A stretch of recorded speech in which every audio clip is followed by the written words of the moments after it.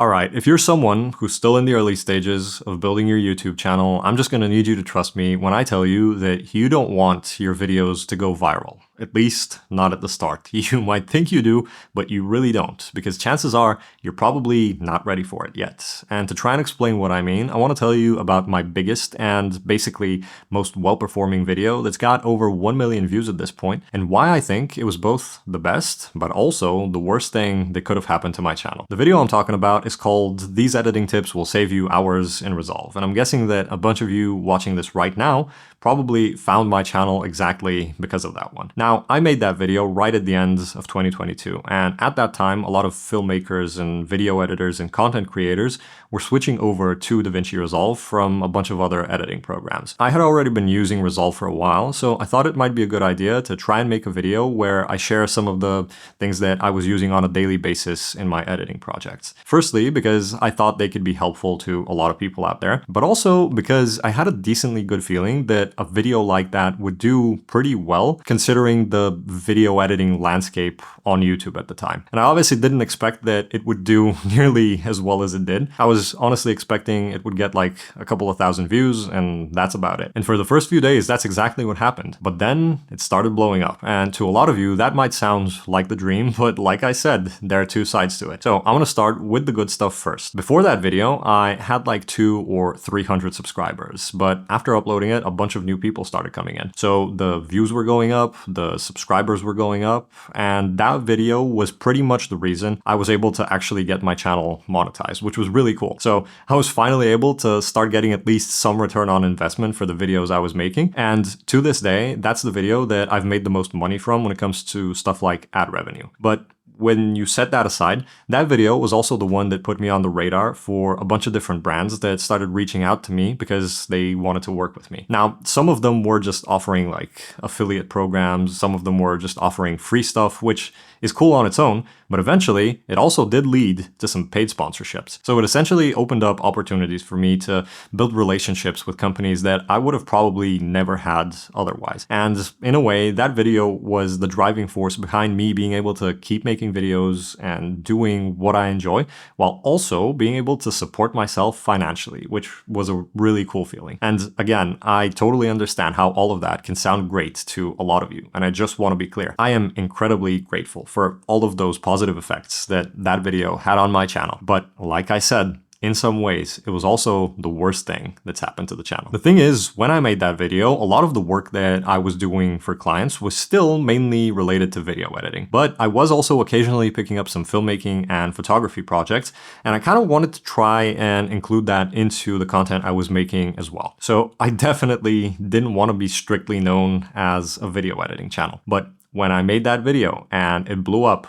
guess what happened? I got put into the exact box that I didn't want to be in, because a lot of those new people coming in were interested specifically in video editing content, and they decided to stick around expecting that I would keep making video editing tutorials, but I never wanted that to be all I was making. So with the success of that one viral video and the audience that it was building for me and the type of audience that it was building for me, a lot of my other non-video editing related content started doing really poorly. So because I saw that that video was clearly doing the best, and against my better judgment, I made a few more videos about like DaVinci Resolve tips and tricks that I like using, and unsurprisingly, those also did fairly well. Obviously not as well as the one big video, but still better than my videos that weren't related to editing. And now, a couple of years later, I would definitely say that that was the wrong move, because while those videos were pulling in decent views and subscribers and numbers and whatever, they were also pushing me deeper and deeper into the video editing niche that I never really wanted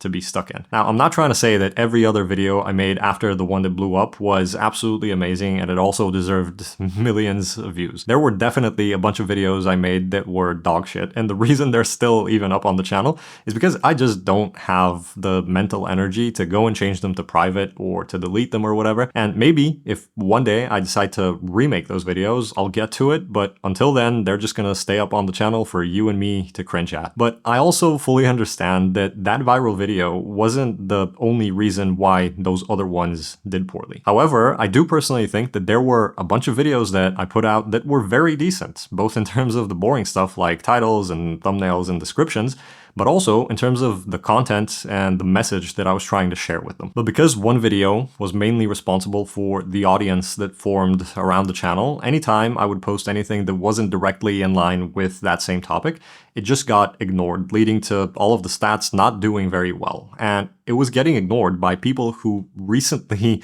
decided to subscribe to me. And this is obviously something I'm not really sure about, and I'm just taking a guess here, but I kind of feel like the YouTube algorithm might have taken that as a sign to not really push them to more new people, because if my subscribers are ignoring the content that I'm making, then it's probably just not worth watching at all. And there were even a few videos that I spent a few weeks working on to try and make sure that they were good and that they could be useful, that ended up sucking ass when you look at the stats for them. So in making that one video that managed to get over 1 million views and was basically a huge reason why I was able to grow my channel, I also made a video that every other one I make now will have to live in the shadow of, because I'm gonna be honest, I don't really think that I am ever making another video that gets even close to 1 mil. And the funny part is that one viral video that I managed to land was honestly not even that good. Like, the effort I put into it, the time I put into it, the overall information in it are barely anything compared to the effort that I've put into some much worse performing videos. But the truth is, I just made that video and I uploaded it at the right time. And then I got incredibly lucky that it popped off. But if I got to choose which of my videos got that amount of views, it would have definitely never been that one. And now, around 3 years later, I am still getting comments from people asking me for more editing tips, more editing tutorials, more stuff like that big video. But I've honestly just got nothing more like that I can share. I've made a bunch of videos about stuff in Resolve, but at a certain point, I hit this plateau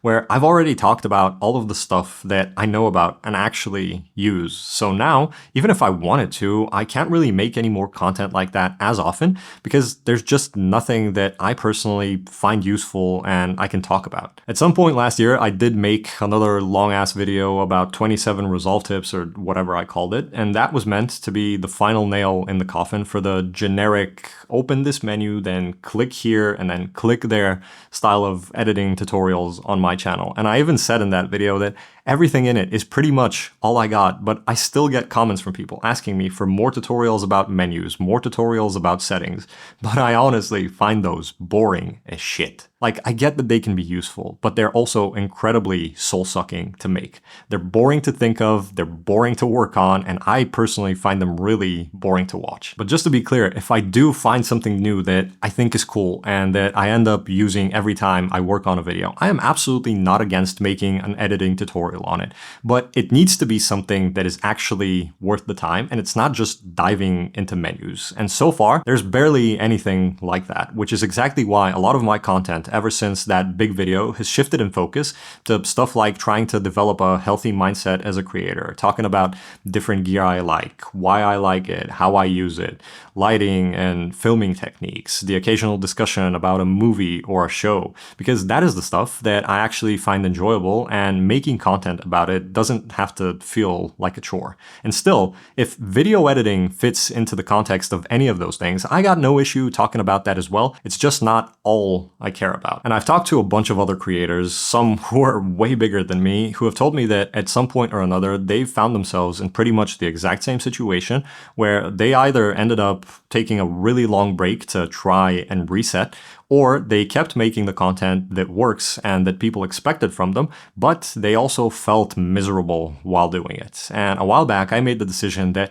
I don't want to let that happen to me. So if that means just making videos that don't do well, then that is a hit I'm willing to take, and I have been taking. And all I can do is just keep putting in the work and see what happens. But to try and get back to the point and what I was saying at the start, the reason I said that you don't want your videos to go viral yet and that you're probably not ready for them to go viral is that if you're in the same position right now as I was before the big 1 million view video, chances are you don't have a clear enough picture of whether or not a video like that is actually going to take you in the direction that you want to go. Because like I said, I had a pretty strong feeling that a video like that would do well. And all I thought about were all of the positive aspects of what it could do for me, but I didn't really stop to consider what the consequences of it doing well would be for all of the stuff that I wanted to make after if it wasn't directly related to it. And those were not great. So if there's one main thing that I can leave you with in this video, it is that it is absolutely fine for your growth to be more like a slow burn than one big explosion, because it is going to be so much more sustainable and it's going to be so much more helpful in the long run if you've got like 50 or 100 videos that are consistently sitting at 3 or 4 or 5,000 views, instead of having one video